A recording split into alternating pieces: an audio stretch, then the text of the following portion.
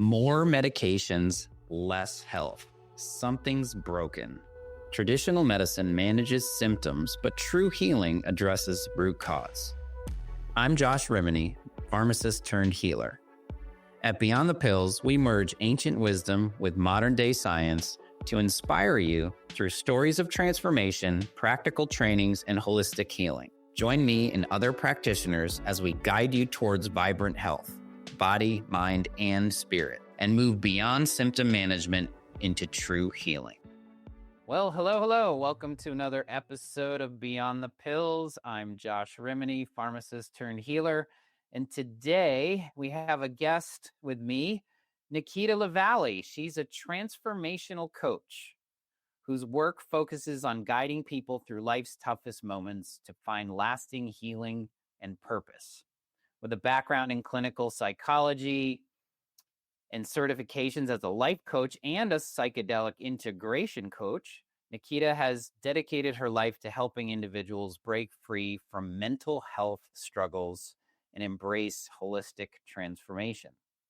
My favorite words. Nikita's passion for her work was born from personal experience, which we get to explore today, after realizing how many parents, including herself, felt overwhelmed and dependent on SSRIs just to cope with daily life. Through exploring psychedelic integration and holistic practices, she discovered a powerful way to reclaim health and balance.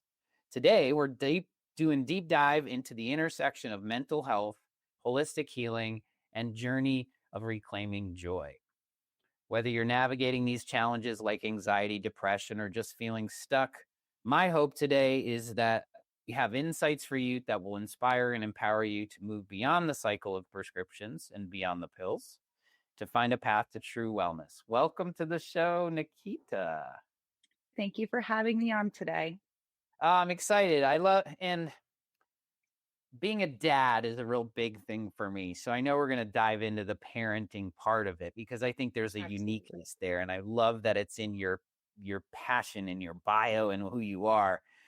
But, let's dive in your personal journey. You mentioned that your passion for helping people through these tough moments stems from your own personal experiences. Just share with the listeners, what inspired you, to transition from life to helping these people, Yeah, I want to hear about your absolutely. story and how it actually started, Yes, I would love to share my story, my journey on how I got involved with plant medicines. So, when I was a child, I was diagnosed with rheumatic fever in Korea. And this left me with an autoimmune disease that I always had pains in my hands. It was really tough. Doctors always wanted to put me on prescriptions. My parents didn't really agree with that. So, I was kind of taking turmeric, seeing a naturopath, doctor, and different things like that. But that kind of led me into cannabis. I started exploring cannabis. I was using cannabis for medicinal properties. Then I started working in the medical marijuana field. I was helping patients in New York receive their medical marijuana cards. We were going to Sloan Kettering. We were helping cancer patients, people with autoimmune diseases, people who were suffering with IBS or chronic pain, anxiety. And as New York started allowing more and more elements to come in, we were treating more ailments and working with more individuals. We were going into senior centers for the sunning down process. We were getting seniors in 70s and 80s on like a CBN, CBG to help them go to sleep when it's time for the sunning down where they kind of get aggressive. I always felt a true calling with plant medicine. We ended up hosting a retreat out in Joshua Tree, California, which is kind of spiritual if anyone's ever been there. And with me, I always kind of just wander the land or wander around. And of course, I ended up meeting the only shaman living on the property who was doing peyote ceremonies for people after the retreat if they wanted to stick around. So I was very curious with this, and I ended up experiencing peyote, and that kind of shook me up. And I was like, wow, this is amazing. So that was like my true experience with a plant medicine that was a hallucinogenic. And then I came back to New York and I was introduced to kind of like the underground world with psychedelics. I had my first ceremony, my first ayahuasca ceremony. And there was just something that was a little off with that. It was very enlightening, but when we were pulling up to the space, the shaman was grilling hamburgers, fighting with his wife. Nothing that I was taught now is absolutely appropriate or anything like that. There was no dieta. Um, and during that ceremony, I committed to it. So I still did it. And ayahuasca, we call her mother, she talked with me and she said, "This is not how we do it. Come to me." I felt a very strong calling to go to Peru to understand just how this medicine came about, work with a true shaman, work with a facilitator, work with where it was a company that was reputable. So I ended up going over to Peru. My 3 week vacation turned into about 3.5 months. I kept getting extended. The nurse at the retreat center got sick, saw how I would be with other clients that were coming in, asked if I'd be able to extend my stay. She needed to get surgery. She fell off her bike and needed hand surgery. So I started helping the shaman, the facilitator, just make sure people are comfortable and really getting a true understanding for these medicines, for how they're supposed to be used, the set and setting that they're supposed to be used in, that you're supposed to be following, the fasting, all of these things that are not talked about in America, or they weren't talked about in America 8 years ago. So this kind of just opened my eyes to ayahuasca and how powerful it was. But then when I came back to the US, I do therapy and I believe in therapy, but it kind of had me in a space where my therapist wasn't for psychedelics. I wasn't able to integrate all of my insights and everything like that. I felt stuck and I was yearning for a guide to help me through this path, but I couldn't find one at the time. And then, just as life throws you curveballs, I became pregnant in the height of COVID-19 with my daughter. So that was a very isolating time of my life because everyone was inside. It was a little crazy. Going to the supermarket was like the big thing of the week. But what ended up happening was breath, like mommy circles were cut out, breathwork circles were cut out. Certain pregnancy groups that you could get into, they weren't hosting that. So it was a very lonely time. And then for me, I was high risk C-section. I trusted my doctor. He brought in my beautiful baby girl into the world, and I trusted him like no other because it was a difficult pregnancy. And we were in the room, and no one else could come into the room again because of COVID. So it was weird standards. But what ended up happening was on the third day when I was released, you get your prescriptions because it was surgery. So it was certain things to make sure I healed good. And he wrote me prescription for Prozac and Xanax. This kind of just struck me. So I was not taking any of those types of medications before. I was happy. I was not crying. I was not showing any signs of depression. I was just asking how to swaddle the baby properly. I wasn't anxious. I had those, the hormones going through and was just so proud I brought a life into the world. But because I had so much trust with him, I didn't listen to my true intention or into what my gut was telling me. And deep down, it was saying you shouldn't take those. But stupidly, I decided to start taking them. About 3 months in, I started just, I was like, I don't feel like myself. I don't, I was sad. I was depressed. I had all this illogical anxiety and it was mostly because of the medicine. Then I started getting my confidence back. I started losing the baby weight, started we're big into fitness, started getting my body back was a big thing. And then my libido went down. So I'm taking Prozac, my libido went down. Now this is causing problems with my husband. So it was a weird cycle being on these medicines and I didn't know how to come off it. And then what ended up happening was, as many parents do, we take our kids to the park, we sit on the bench, let them get their energy out, maybe make a little friend. There was a woman who was sitting next to me and she had a son. And our kids looked to be about the same age. So they were going, doing their thing, playing, and her diaper bag fell.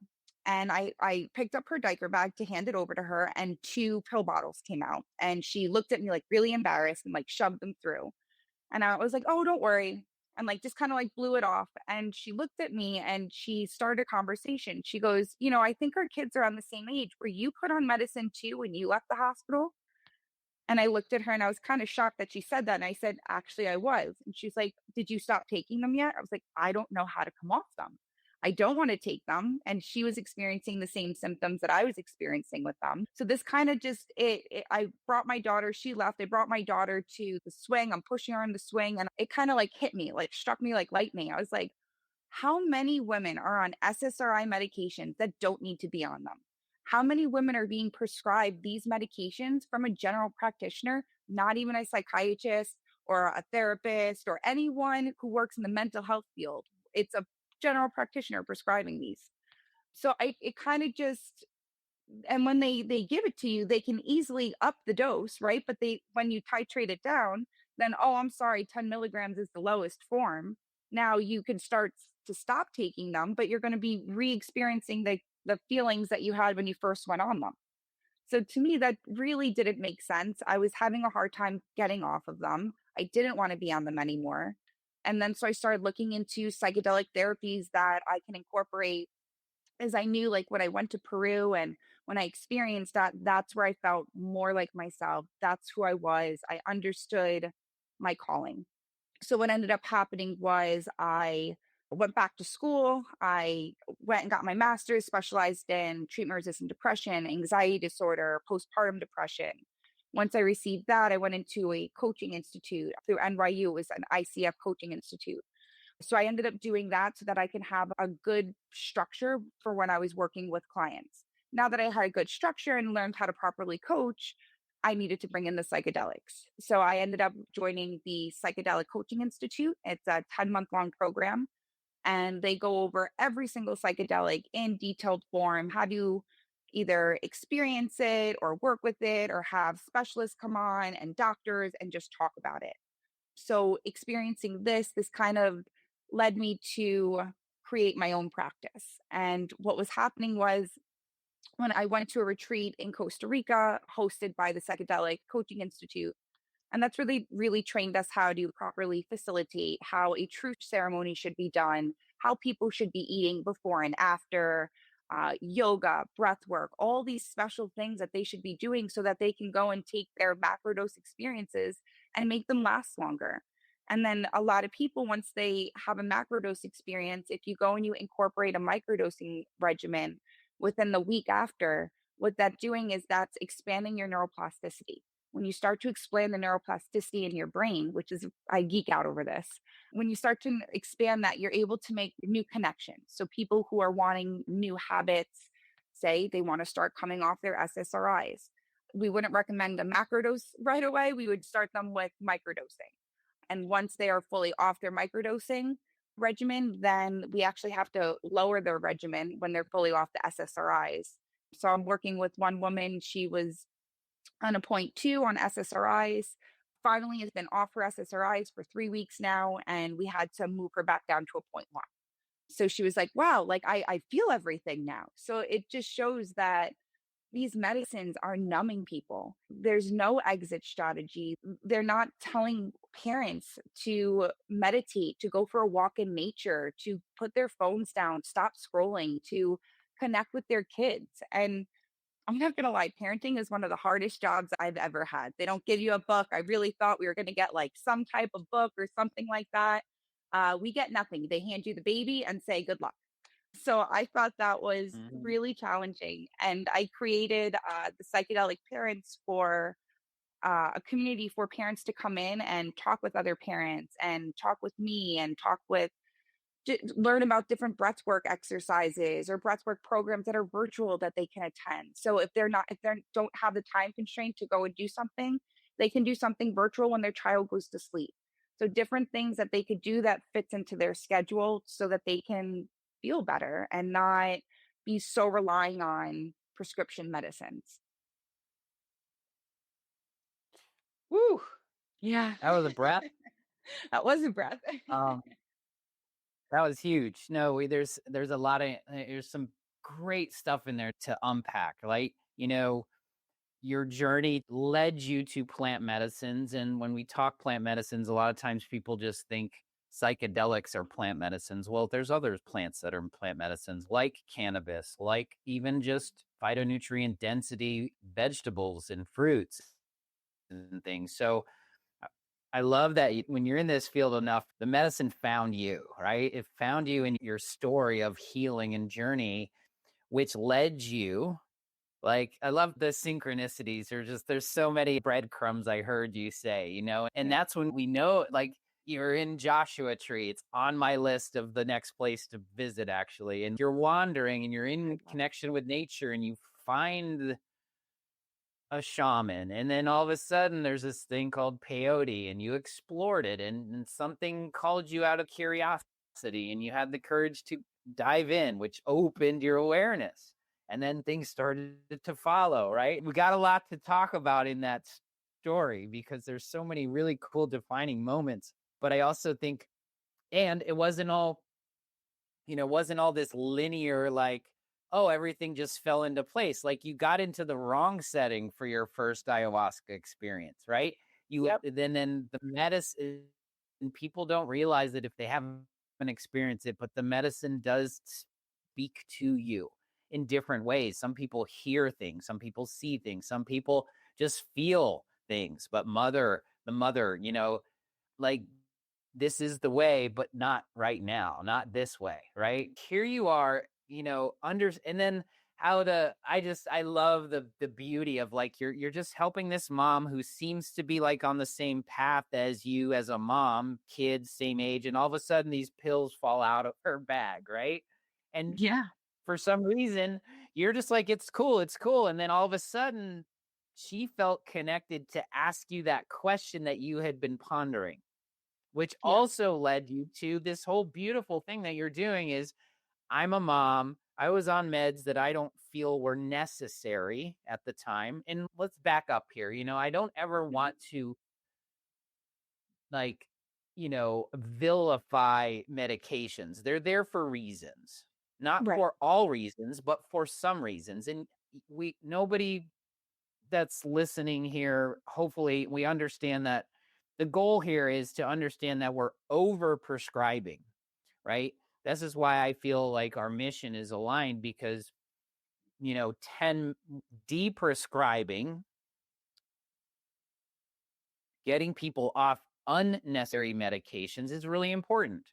And yes, I think sometimes because it's FDA approved and we have prescribing authority, we tend to just write them off that the FDA has said it's safe and effective for use. But no, there's a lot of effects from these drugs.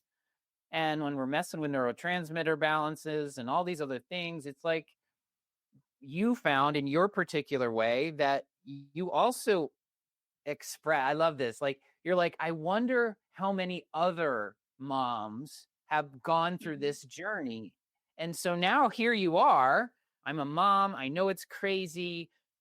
People put me on, some people can have postpartum depression and all these other things, but it was interesting that the doctor just wrote it and Yeah. moved on. But we Yeah. kind of understand that it's not really anyone's fault, but it is worth noting because it didn't sound or feel to me either like that we had taken the whole picture into consideration. It was just like, we all know, like, you get a number, you get a kid, you're fine, and all of a sudden here's two prescriptions. Like, I've seen this a lot in Yep. my own personal journey with, my wife recovering from different things and health related issues, where is really mainstay now. It's like the doctor just simply gives you prescriptions like you're supposed to have them. And that's Yep. like, it's just the way and manner in which our system is in their space. And so you questioned it, and I want to get off, but I don't know how. And I'm just thinking in the back of my head, like, this is what I love to do. I want to give more people options to say, well, I don't want these. And if it fits, let's see Yep. what else it's not that I get off it. It was, I want to explore these other ways that I know can help me. And that's what Right. you're doing now. You're Yep. helping moms.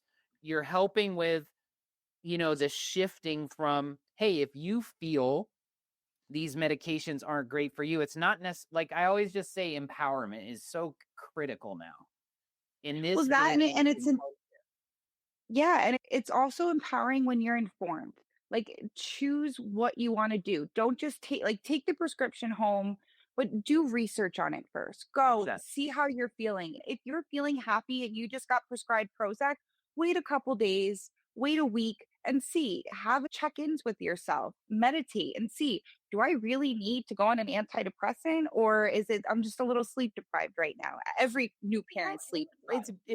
I'm so glad you brought this up because this has been a big thing for me in my career is empowering people to make informed, confident decisions about their own health. And I think a Mhm. lot of times we get into the mix of like you see the guy or the woman in the coat who tells you what's wrong with you. They prescribe a thing, and it's like the hero's journey's backwards. It's like they're the hero in your journey. And there's nothing necessarily wrong with that, except if we take it blindly and we just say, the doctor said to take my medication. We're not saying to question authority, but we're also saying, empowering your own self and saying, like, is this medically? Because we know, like, Prozac is, if we look at the data, like for mild to moderate depression, exercise works better than Prozac. Yes. So we Yes. need to know that there's more options. And I think that's what we're both getting at here. We're not saying wrong. We're saying that's what the system or the traditional pathways tend to be, the pill for the ill approach, right?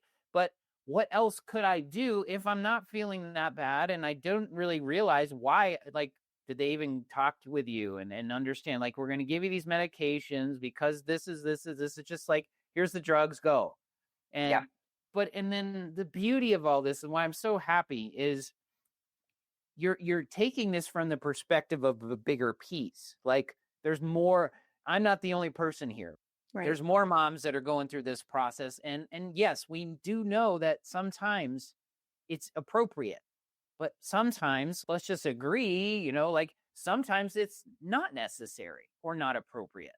And we're trying to figure Absolutely. that out. And so you you're and then the integration side. So I love how you like this, you took who you are and who you became, like plant medicine advocate. You're doing it the right way because every single person we're interviewing on this podcast is the same space. We got to do it the right way. We got to do Mhm. the front work, the preparation, the Yeah. dieta, which is the preparation, the diet, the fasting, and the mindset, Journaling. right? Set and setting. And then the journey work, doing it with the right shaman, not the one cooking burgers before ayahuasca, right? Who does The that? one that's actually been trained and knows how to serve the medicine. And then we both like, and then you understood that there was this third piece that was integration into the life. That's the most important part, in my opinion. Mhm. They're all important, Yes. equally important.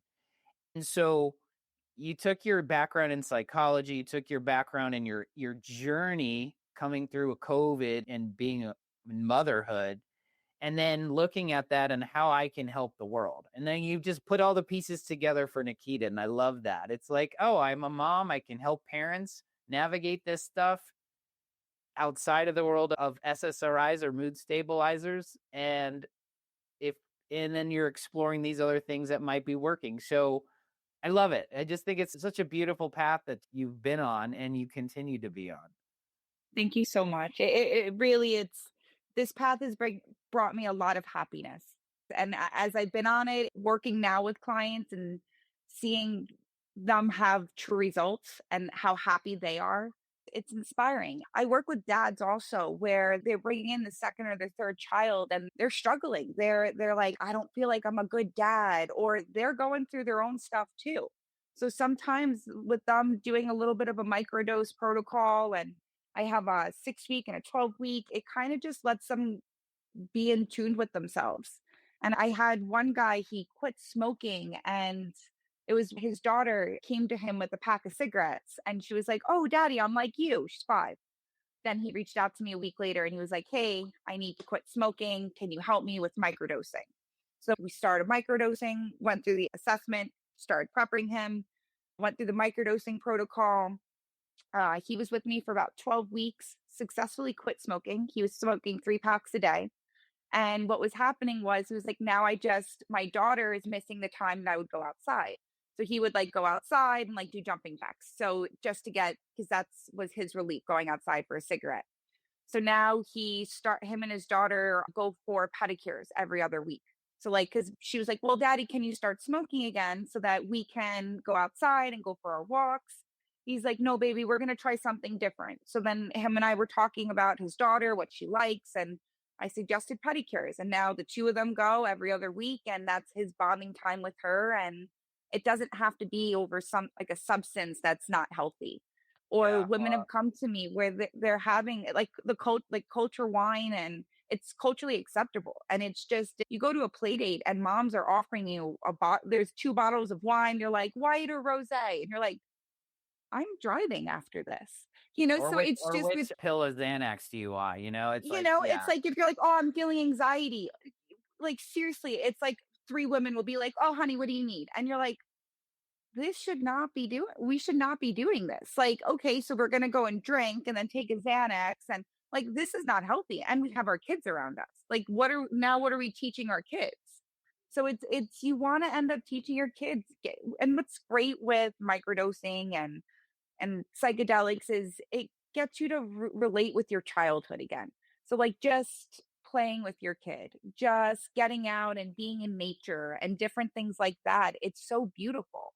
And a lot of times it's parents get into, I got to go, I drop them off, I got to go to work. Okay, it's a 5 o'clock glass of wine. This is normal. Like, this is not normal. This is not normal. They probably are not sleeping well, and they're just using something else to mask it. Yeah, well, it's the numbing Crazy. thing of life, right? We all understand that our lives are hectic and we got to check off all the boxes. And then, in my experience with psychedelics, there's other ways to do this. We've talked about breath work. We've talked about meditation in this and other podcasts. I've been on this path now to go, all right, I really look at the psychedelics as plant medicines, and I start to really talk about prescriptions as being medications because I feel like they're different, right? In this different era. And because I think a lot of people are using these in different ways, like more of a holistic, natural way, because on a macro dose where it's perceptual and you're in a psychedelic state, a non ordinary state of consciousness, or if you're in a microdose state where you're in a sub-perceptual space where you're not seeing or seeing the realities as being slightly different, but you're still in the space of what the plants do. It's almost like homeopathy, right? And so Hmm. you're looking at the energetics of being curious, being in the present moment is what we're talking about with your kids and with yourself. And then that playfulness, that being connected with nature, and it's still working on the neuroplasticity and how the brain forms these new connections, which is how we actually change our belief patterns, right? And Hmm. so Yep. you guide people on that. You guide them on the integration, guiding them on ways and manners in which they can use these modalities, these tools, we can call them, to help them so they don't have to take and the way and a lot of people, I want to make sure in this and all the other places you go, like psychedelics to me are medicines. And they're not, and then when I say how the difference between that and like alcohol or that and like a substance is, whether you talk woo or science, it doesn't matter. It's about its regenerative nature Right. versus something that's depleting in nature. Now, you're going to call it energetics, you can call it physicality. We know that alcohol is a numbing agent. It numbs down the feels. It gets people relaxed. And yes, a drink or two socially every other month or whatever that time frame is for you. We know that consistency of doing it too numb is not healthy. We know that. We know that regular alcohol is not great for you. And it's something that has been used in for many thousands of years as a tool. And so I just want to make sure people understand, like, the things we're talking about with the psychedelics, whether it's psilocybin, ayahuasca, peyote, these things, they're regenerative in nature. They're regenerative to us. Now, in the moment, they can be stressful because you might be going through a journey and things like that, but they're moving in the space of moving people towards a betterness, whereas the other Right. stuff is really an excuse to, for whatever reason, conscious or unconscious and that type of thing. And I think that's where my brain goes when we talk about, because sometimes it's substance and then compare it to substance. It's like, oh, Right. that's a drug and that's a drug. It's like, no, but there's a component to these medicines that is regenerative and healing versus something Absolutely. that's not, right? This is why we can't say cocaine is a plant medicine. It comes from plants, but it's certainly not regenerative. So I just want to make sure, because sometimes people are thinking, well, you're talking about a substance A over here and substance B over here, and there's different places for them, in my opinion. So talk to us a little bit about the new website you just launched, Yep. Psychedelic It's Parenting. Yep, it's called the Psychedelic Parents. You can follow me on Instagram at the Psychedelic Parent. So basically, what that is, it tells my story about how I came off of SSRIs and that I'm here to help other parents. People can go, I have a blog on there. They can see, I love research. So I'll read a lot with John Hopkins. I'll read a lot from MAPS or any research that comes out. I end up putting it on there. There's one where it talks about people using psilocybin on Ozempic. So I try to keep up with the latest trends that are going on and into our space. But with the website too, it's able for people to see the different services that I offer, to book a session. And I always do a free discovery call because I always like to make sure that we both are on the same page. There's a connection, because if there's not a connection, or if I we might not be aligned, then there's someone else that I can connect you with. So it's just, I always like to do that free one because I feel that having that connection where you feel comfortable, that's how you're starting a healing journey. So I always believe in that. Um, and then people could either book a package, they could book a 6 week, or they could do a 12 week, or they could do individual sessions. A lot of my individual sessions, sometimes people want to try it out before they commit to a protocol, microdosing protocol. Other times people have gone to retreats and they had a great time at the retreat, but then they come back into either if they did it outside of America or wherever they did it, they don't have someone to talk to help them integrate their lessons, their insights, and anything like that. So yes, when we do a macro experience, sometimes it could be beautiful, sometimes it's really hard, but those hard ceremonies usually give you the best insights. But if you don't sit with someone who knows how to go over the insights with you, you're going to still be lost. Well, let's talk about that, because it's on my list, always on my list to talk about. When we talk about plant medicines, psychedelic experiences, journey work, non-ordinary states of consciousness, because there's a lot that goes on. And I think there's a lot of misconception, not only just around the substances, because they're very safe, they're Mhm. very effective, but the effectiveness doesn't happen.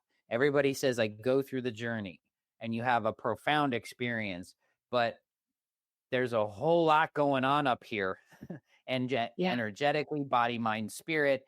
So let from your place, because you put a lot of emphasis in your career as well.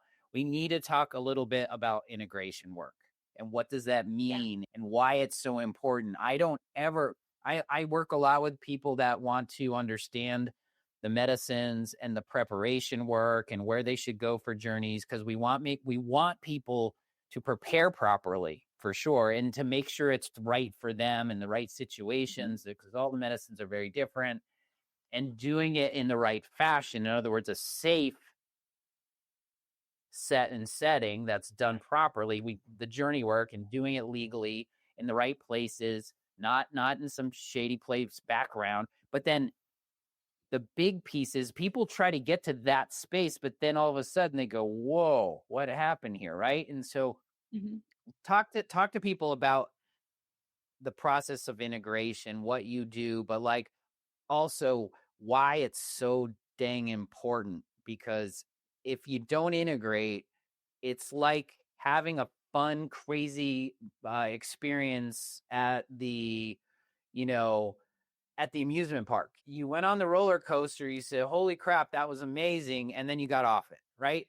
But Yeah. integration is where the work is. It's where you Yes. integrate it into your life and you get the meaning out of this. I'm still integrating. Like, integration is almost a lifetime experience, but that 3 to 6 month period is so crucial. 100%. I want you to talk to that Absolutely. because I think it's really important. Yeah, so the 3 to 6 months, especially, what we end up doing is I will check in with the client. and see where they're at. I want to hear their experience, what they saw, if they were happy, if they were sad, and how they're currently feeling. So then we get a baseline. I have them fill out a bunch of forms, and then this way I'm able to see exactly how they're feeling so I know how to structure it. Then I ask them, what's the first thing you did when you came back? So I want to see like what they're doing. Did they go to a concert? Did they go to the bar? Did they go to church? Or what did they do for themselves when they came back? So some people do it properly and some people come home, they rest, they take care of themselves, they'll do self-care, and other people don't. And then when they don't do it properly, you're losing that insight. All my clients get a journal. I'm a big believer in journaling. Yep. When we journal, it starts to break that path. If we're saying it in our head multiple times, it helps us break that cycle of it. So all my clients get a journal. Once they have the journal, I let them do their own journaling. If they need prompts, then I'll like some people are like, I can't journal. I'm like, great, I'll give you prompts. So then I give them prompts to get them into the routine. Then I start to look at their health style and their lifestyles. What are you eating for breakfast? Are you intermittent fasting? What vitamins are you taking? A lot of times it's everything's stored in our gut. So it's like if we're really upset, our gut's going to be upset. So I always get my clients, I recommend them to start prebiotics, probiotics, just to, 90% of our serotonin is created in our gut. So if we have a good gut health, that really helps with everything. They think I'm a little crazy when I'm first recommending it, and then they start doing it by the month. They're like, wow, I feel great. After we do that, I like to do a microdosing protocol about 2 weeks after they do a macrodose experience. I like to do this because it gives your body that washout period, but your neuroplasticity is still open. So it's around like 12 to 16 days where it's still open. So Yep. that's why we do it immediately week 2, 14 days after, let's start. So that's where they source out their medicine, or I can help them find a reliable source that's lab tested and all of that. That's really big. Don't call any random person to get a microdose. Like, make sure what you're getting is lab tested. You believe in the company and all of that, because you never know. People can mix other things in, and that's not the experience you want. So I'm big with that. And basically, when we start microdosing, I'm with all my clients either virtually, or if I have clients in person, we do our first micro experience together and I go for a walk with them. If it's a nice day, we go for a walk, and usually that's how I plan it. Or I'll have them, if they have an inside gym, I'll have them work out for a little bit as they're doing their microdose, and then just check in. How are you feeling? What are you seeing? How do colors look? How is your focus level? The biggest part of the first week when we start microdosing is I want to be able to see they again, it's subperceptual. So if they're microdosing, they're like, oh, I feel really giddy and not focused. It's okay. So we're going to cut back. So it's within that first week, that's when we really learn each person, because microdose is point 1 to point 3. So once we figure out that person's tolerance, then that's what they stay with. I always recommend that they stay on a schedule that's consistent every day, or not every day, but we make a certain protocol and they take it consistently at that time when they're supposed to do it. And I usually have them do like a mantra with it, or something where they light Paleo Santos, and it's just they're taking 2 or 3 minutes to center in with themselves. And before I say a mantra, light your Paleo Santos, light your sage, or whatever makes you happy. Take a couple deep breaths in, do some breath work, and then take it. And then that's when they're able to go, they work, they pick up their kids, they're able to do everything that they're supposed to be doing. But sometimes what happens when they're microdosing, and especially after a macrodose experience, it helps them with the unanswered questions. So sometimes they'll be like, I feel great, I feel great. 3 weeks and they're like, hey, okay, I'm feeling a little depressed right now. Like I just had the macrodose experience. Now I'm microdosing and I feel like I'm lost. And that's where we kind of just dive into deeper emotions and when did you start feeling this? It could have been 10 years ago. And then when we get to the 10-year part, then it could have been like from 20 years from a certain experience. So start doing parts work with them and different types of work so that we can see where that fear or anger or anxiety has harbored all throughout your life. It's just now coming up. So a Yeah, lot. there's definitely that surface thing. I've experienced that too, where it's like, well, one, we are emphasizing don't go on the guy in the corner to get your stuff. Like, Yeah, don't do please this. don't. There's too much. I've had too many bad experiences as a pharmacist to understand, like, don't go on the street. Like, there's labs and reputable places, and if you don't know, then find someone that does and consult with them. That is Yeah. crucial. Like, we need to make sure it's safe, and then dosing is safe, and the professionals are helping you in this space. My experience with microdosing has also been is like, it brings out that it kind of just bubbles out that surface level stuff. It's just kind of like allows you to kind of go through it. And some people can experience heightened emotions, right? And so we have to Mhm. look at that and say it's not that we're re-experiencing these things. I always believe the medicines, they give you what you need. And Yes. then having someone like you or an integration therapist or anybody that's really, it's really important for people to know, like, integration is important, and people that are trained in this specific realm, because it's not just um talk therapy or any of the other Right. parts. It's like, but those are when this part of the space actually is really helpful, is you have integration work, which can lead to the parts work, which can lead to the other types of modalities, because those are the tools that can align Yes. in the space. There's no one size fits all here. It's all No. just, and I love that you're giving space to the energetics of the the honoring the medicine, and doing it with mantras and doing it with the good purposeful intention, because that's how it works. And Yeah. that's how it's supposed to be, because there is this space, not like, oh, I'm just taking my drug today. Like, it's literally Yep. a whole part of the experience that makes it life, right? Life is Yeah. an experience. Life isn't Yeah. just a thing that you do. It's a whole process. And so I'm glad that you're kind of weaving it into the person and moving them through this beautiful kind of journey that they're on. Yeah, and then what I always set up for my clients too, where we speak for 50 minutes, but I always leave where there's a 10 minutes in between. And for those 10 minutes, if they're all of a sudden they're say they're microdosing 2 or 3 days a week, and one of those days that like a big insight comes up, or they're just having a hard day, call me. Let's get on the phone. Let's try to figure something out within like that 10 minutes, or I'll restructure how the next session is going to be. Send some, if it's the ones who like journaling, send them some prompts that might help them come through that.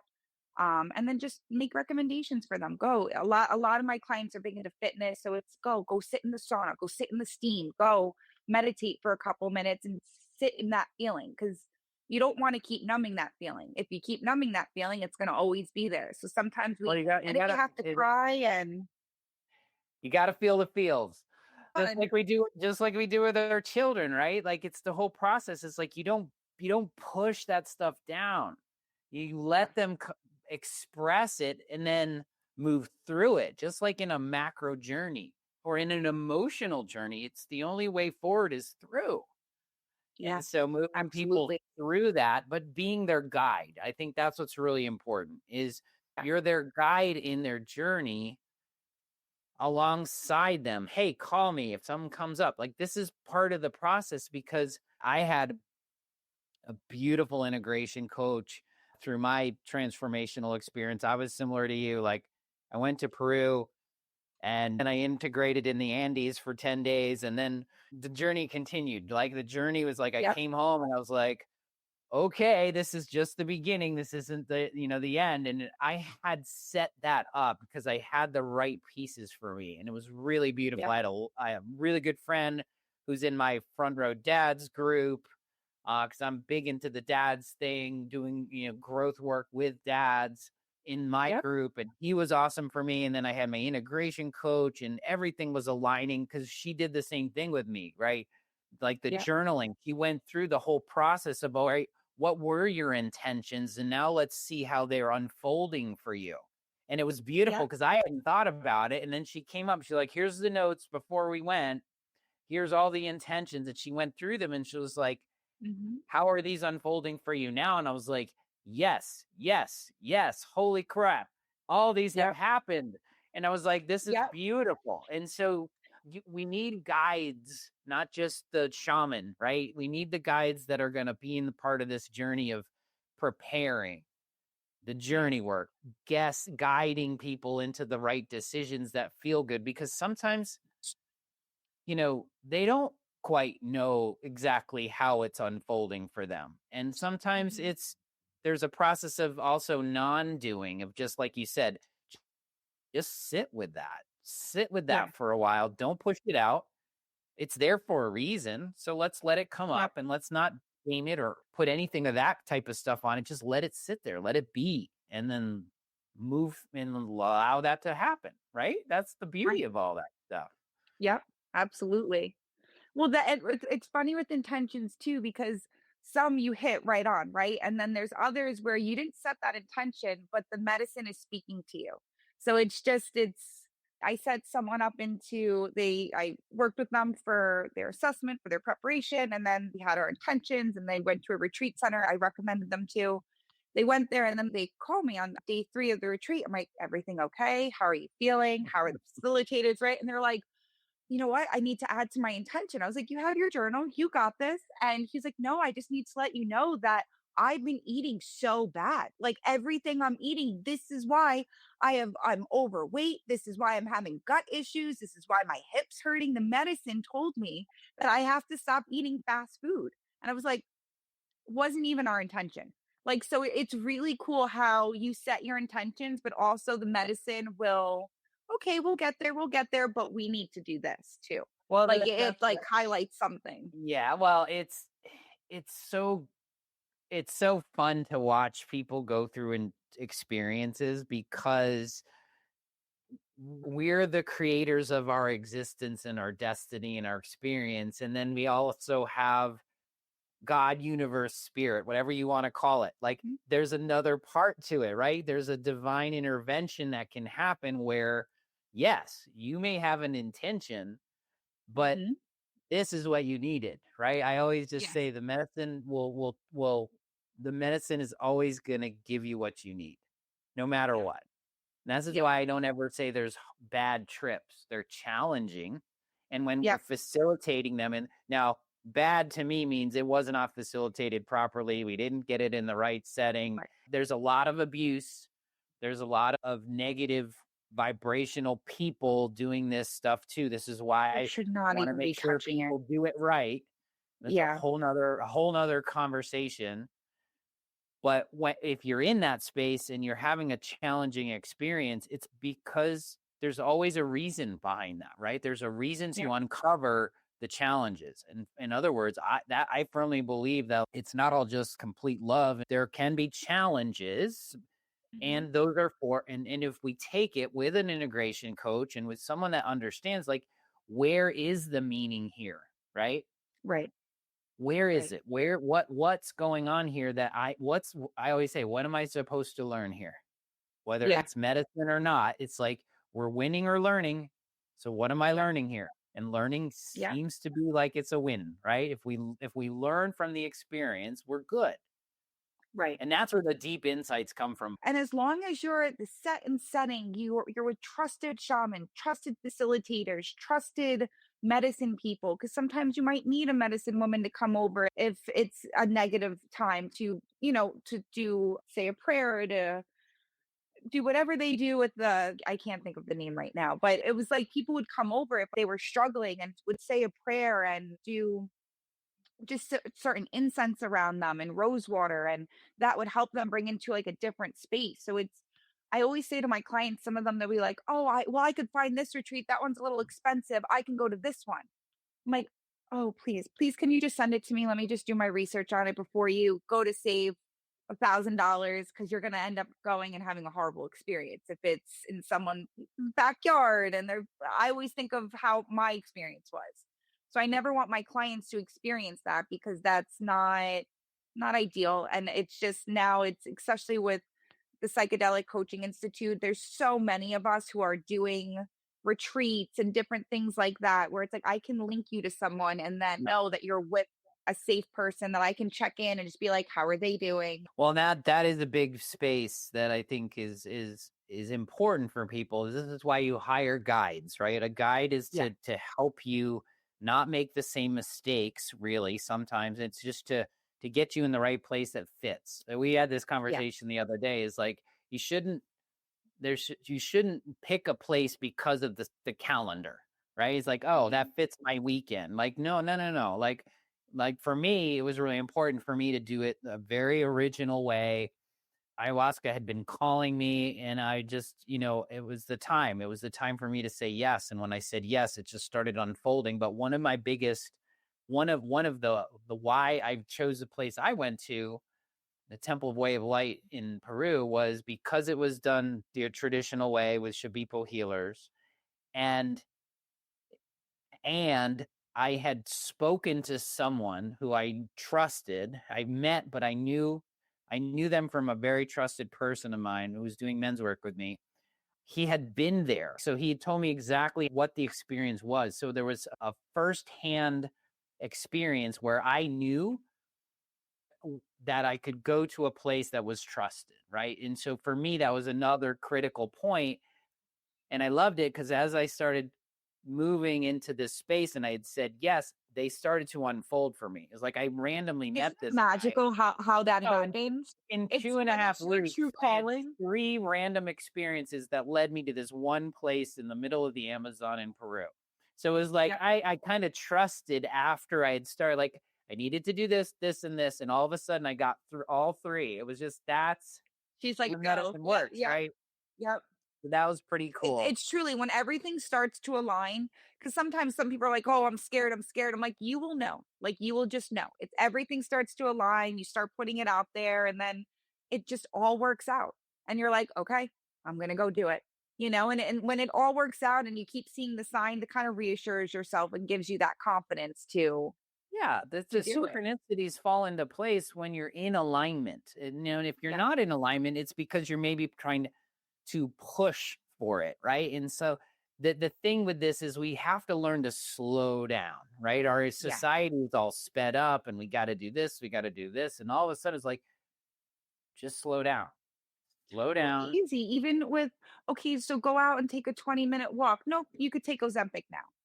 Like, instead of actually, like, starting to work out or something like that, they're taking it and they're giving people, like, faster acting to lose weight, and that's great if you're obese, but half the times I have one dear friend, and he parks closest to, like, the restaurant or closest to the gym, and I'll be like, "Let's go park, like, all the way back there, we'll get extra steps in," and he's on Ozempic. He's like, "I'm not walking extra."